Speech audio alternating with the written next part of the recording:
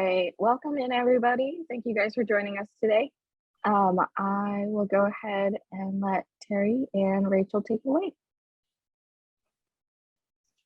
Hello, everyone. Welcome to join this session. And my name is Rachel. I am product leader of Micro Vision One. I'm so happy to join this webinar today, and I'll share and discuss about attack surface risk management lifecycle. And today, joining me, we have Terry Park from Micro Vision One team. He will join me and run 3 demos later and to showcase the risk lifecycle. Okay, so CISOs and the security teams face many challenges today when it comes to risk. We hear a lot from our Micro customers. They were asking, how well can we see what assets are in my environment? And you cannot protect what you cannot see. So that's the first question we need to ask. And what is our cyber risk level? Is it increasing or decreasing? Am I at risk today? And compare what am I doing good or bad comparing to my peer companies? And this is also on top of almost every CISO's minds. And when a new day comes, ask myself, what are the top things that I need to do today so I can control and reduce and remediate my organization's risk so I can be safe? And these are the 3 questions we hear a lot from our customers today. So from Micro perspective, in order to address these questions, you need to treat it like a life cycle. And in this life cycle, first, you need to discover your enterprise attack surface, which includes many things and is always changing. Think about attack surface could be everything in the data center and cloud, from workloads to cloud native apps to cloud storage.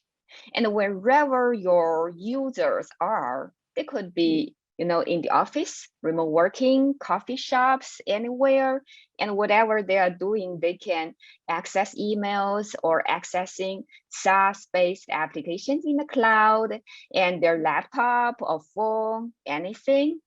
And the attack surface is also across the network, which can be in the enterprise, in the cloud, across devices, and inclusive of your service edge. And in this life cycle, second is to assess the risk. What indicators combined with the attack surface are available to understand the risk? And the final step of the life cycle is to mitigate the risk. That is to apply the right security controls or steps to control and reduce your risk. So that's the life cycle. And let's look at the first step, discovering attack surface first. And how to discover the attack surface? We need to collect the data from many sources, and we also need to analyze and correlate the data, continually assessing it to understand where all of your cyber assets are. That could be cloud storage, cloud containers, or servers or endpoints. These are cyber assets. And we also need to understand all possible attack vectors like compromised credentials, ransomware, or misconfiguration. So that's the attack surface we need to discover. And the first thing in discovering the attack surface is collecting data. And we need to collect a quantity of telemetry and detections from the sensors across cloud, email, and network. And the more sensors the customer utilizes, the better the visibility of the attack surface. But of course, the third-party products that are in our environments are also a fantastic source of data to maximize the attack surface visibility. And there's a recommended a unique approach to help you connect all the attack surface discovered. That is to map the connections, building the knowledge graph. And this kind of asset graph is very critical to risk assessment and helps to understand the likely attack path. And now I'll invite Terry to show us a demo. And Terry, tell us what types of attack surfaces can Vision One discover today? Okay, thank you. Thank you, Rachel. Hi, my name is Terry Park, and I am a product manager with the Vision One PM team led by Rachel. And I'll jump right into the demo in the interest of time. Today, Vision One can discover known and unknown devices inside and outside of the corporate perimeter. We can also discover internet-facing assets, including domain names and IP addresses. However, we will discover many more attack surfaces, user accounts, cloud apps, cloud workload, and cloud storage starting from end of this quarter. Okay. Now let's look into the discovered devices. The initial estimate is based on the seat count from your license telemetry data and also from third-party integrated solutions such as Azure Active Directory. We can identify vulnerable devices based on the risk level, as you see here. And we can also see the level of security applied to the devices managed by a Trend Micro agent. Okay. We can drill down and look at the devices in more detail. Here, we list the devices based on its risk rating score, total risk score. This helps the SOC to prioritize which device they need to pay attention to first.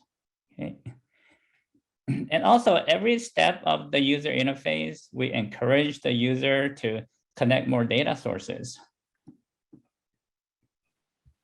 The more data source you connect, better visibility and stronger security posture you will have. We have connectors for Trend Micro products such as endpoint, email, network, and web. And we also have connectors for third-party data sources that is continuously evolving. Today, we support IAM solutions, Office 365, Qualys, and Splunk. Okay, let's look at the internet-facing assets. So Vision One can discover domains and IP addresses. And we also can locate the devices based on its geography, where the assets are located at. This helps the SOC to easily identify rogue assets. And here we can drill down into details of the assets. Here we list them by IP addresses and also by risk score. Again, helping SOC to prioritize the risk. Okay, this is the demo for the attack surface discovery. And back to you, Rachel. Okay, great. Thank you, Terry. Okay, so we go to the next step. We hear from our customers that there's no clear indication as to what level of risk these cyber assets exposed to. So the next step is to assess risk associated with your attack surface. And for Trend Micro, we recommend when you look at the risk, actually you can have some signal that is the attack surface risk index to help you understand the overall risk posture. And factor in there are two important risk factors. One is likelihood of successful attack, and the other is impact of successful attack. And regarding to the likelihood, we look at vulnerability exposure, we look at security controls, we look at threats. And like vulnerability exposure, we look at if there are any vulnerabilities or unpatched vulnerabilities detected from your OS or from applications, and if there's any misconfiguration we found from your AWS or misconfiguration of your OS, the OS by the default system encryption is disabled, for example. And we also look at suspicious activities and suspicious data access to come out the vulnerability exposure index. And we also look at security controls. Let's say your security policies enabled in the right way. Your behavior monitoring, the feature is enabled to your endpoints already. And also threats. Threat is very important factor when we calculate risk. And the threat, we look at the threat detected from your environment. We also look at if hackers are attempting to attack your environment based on the telemetry and detection logs we analyze. And this is about likelihood. We also look at impact. Impact includes business value and the asset visibility. For example, this machine is so important, so we need to patch this machine first because this machine has more importance level than the other asset.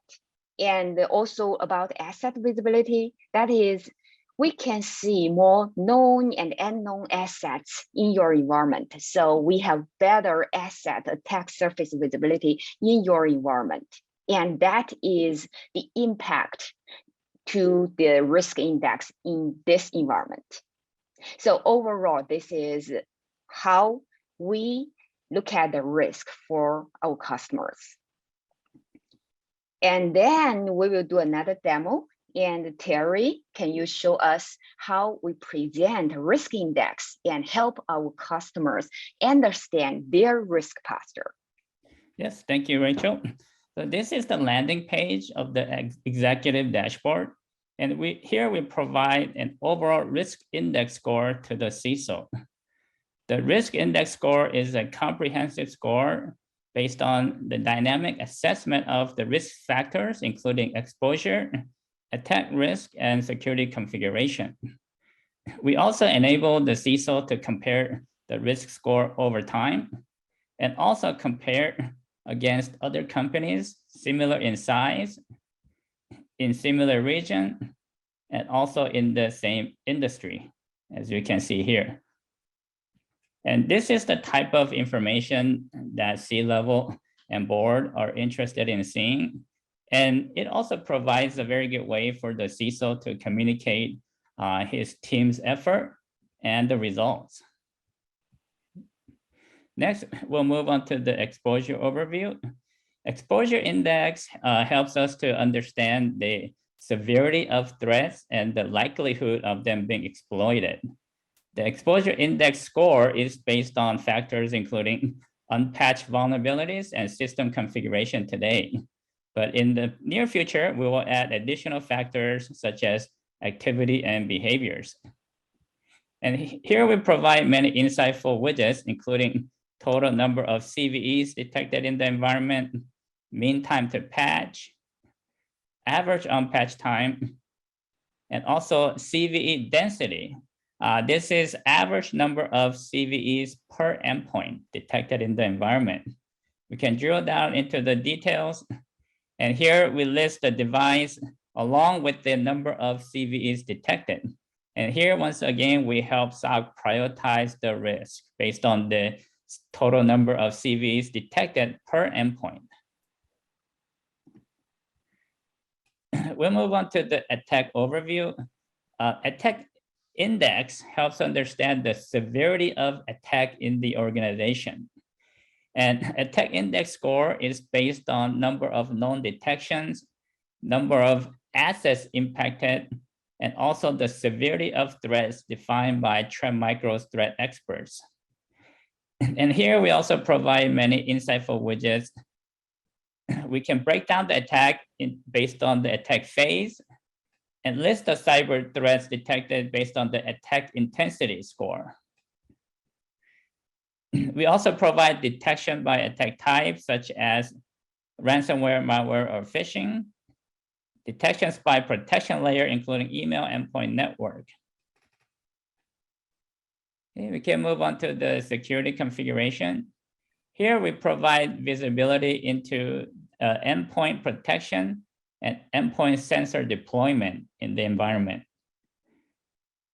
We also provide visibility into which key features of Apex One as a service and Cloud One workload security features are enabled. This is the risk assessment demo, and back to you, Rachel, for the next stage. Excellent. Thank you, Terry. And now, as we are helping you quantify and visualize the cyber risk, and we are also help you prioritize those risk events that are most impactful to your business that need to take immediate actions to mitigate the risk. So we come to the third step, mitigate risk. And there are various types of risk events, and some organizations need guidance and some need efficiency to save time and resources. So we need to provide both guidance in playbooks, and that is an automation framework to execute. And we also hear from our customers. They told us they need timely respond to risk events. So we have this playbook to help accelerate the workflow. And if we look at this page, to accelerate these workflows, and that is how Playbook is running here. Example of steps remediating the Samba vulnerability on Linux servers with Playbook by automating the manual and the repetitive steps. It saves hours and also increase the accuracy and the completeness. And now let's look at another demo for playbooks. And Terry, over to you. Show us how playbooks work in Vision One. Thank you, Rachel.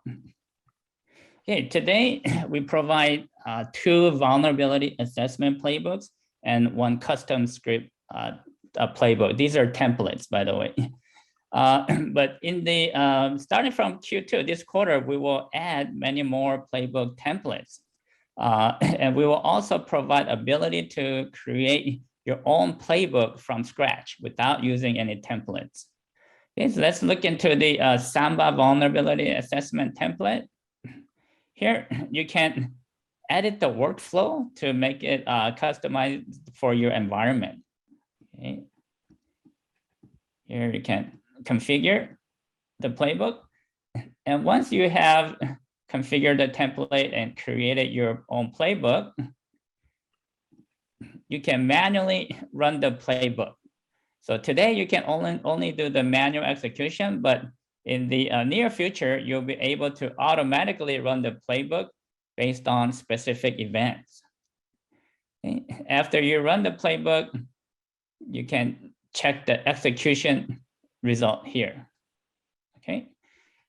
So this concludes my demo, and back to you, Rachel, for the closing final comment. Thanks, Terry. And so you see, this is the risk life cycle to help communicate, understand, and manage the risk. And the first thing is we need to be able to continually discover your attack surface and then assess it for risk. The risk can be their vulnerabilities that are actively being exploited, these misconfigurations that are adding risk, maybe AWS S3 buckets that are exposed with sensitive data.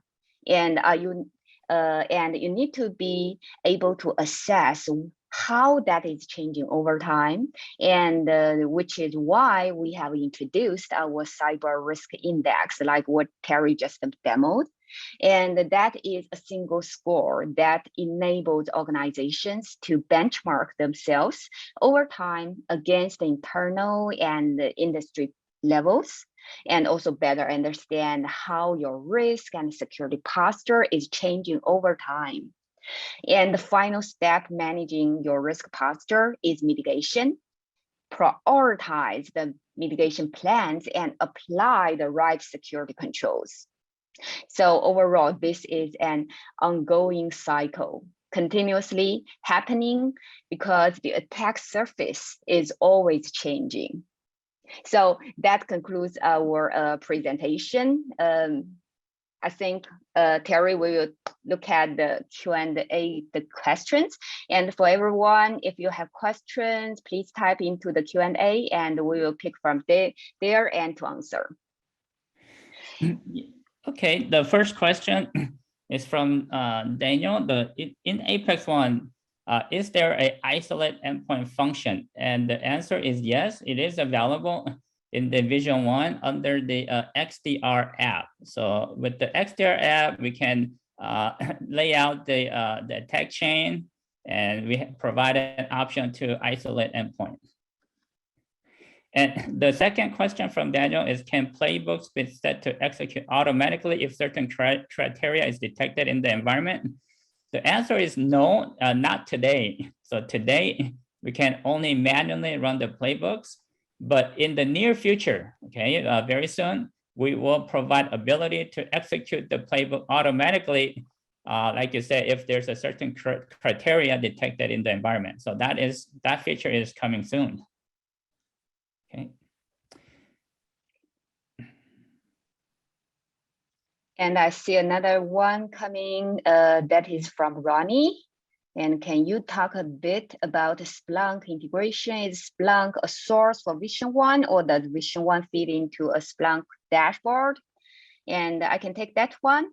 And for Splunk integration, we actually have bi-direction integration. One thing is Splunk could be a data source for us.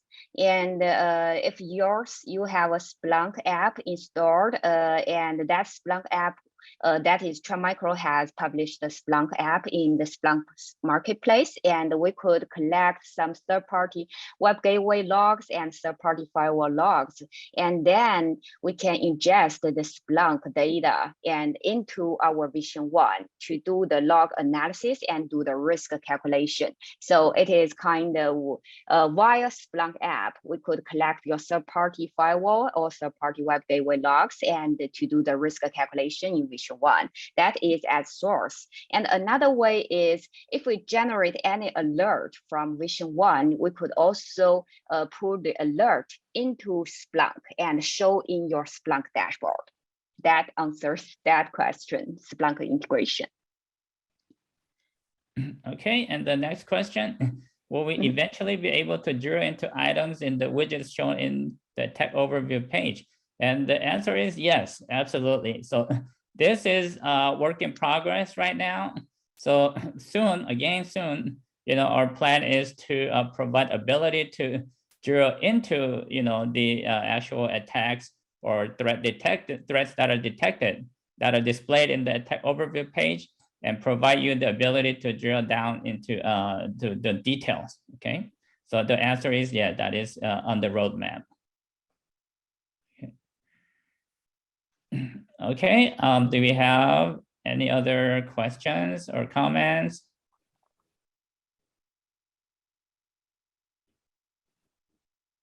Okay, let me look at the chat, make sure.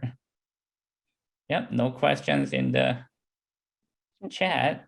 So okay, one more question. What can we expect to see in Q2? a lot to expect in Q2. For example, for attack surface discovery, today we support discover your unknown and known devices, managed and unmanaged devices. That is about endpoint part. And we also support internet-facing assets discovery.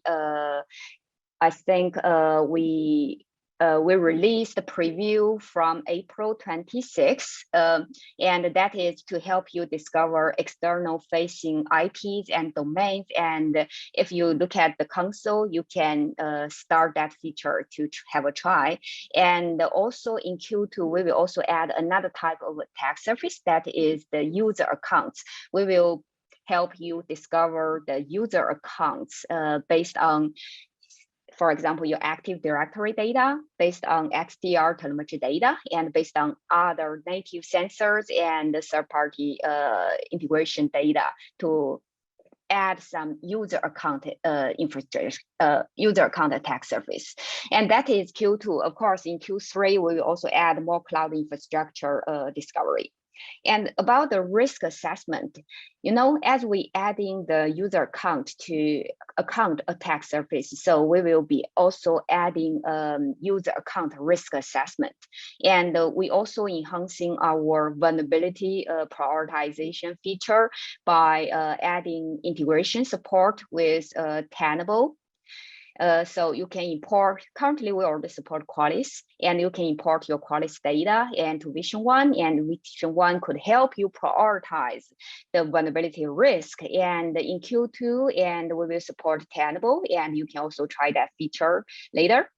And that is about risk assessment. Of course, we also, if you remember Terry's demo, we also support security configurations. And in Q2, we will keep enhancing security configurations to add more features to show it, visualize in the Vision One. And about the mitigating risk, and in Q2, we will support more playbook templates, and also support schedule triggered playbook running, and also automatic running. So a lot to come.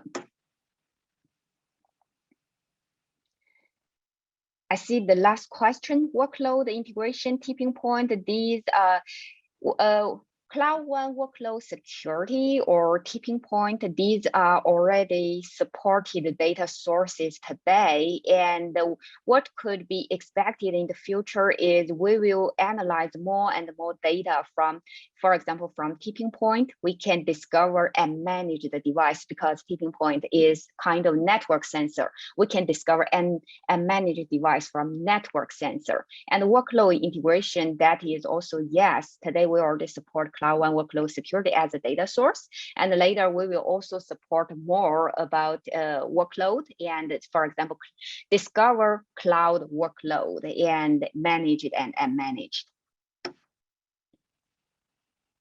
Okay. Okay, we have 1 minute left, and I don't see new questions. So Terry, I think we can conclude today's webinar. And thank you so much for joining us to discuss about the risk lifecycle. And feel free to reach out to Trend Micro whenever you have any questions, or you want to test, or you want to look at or use the new features. Okay, thank great. you. Yes, thank you, everyone. Thank you for joining. Have a rest of a wonderful day. Thank you. Thank you.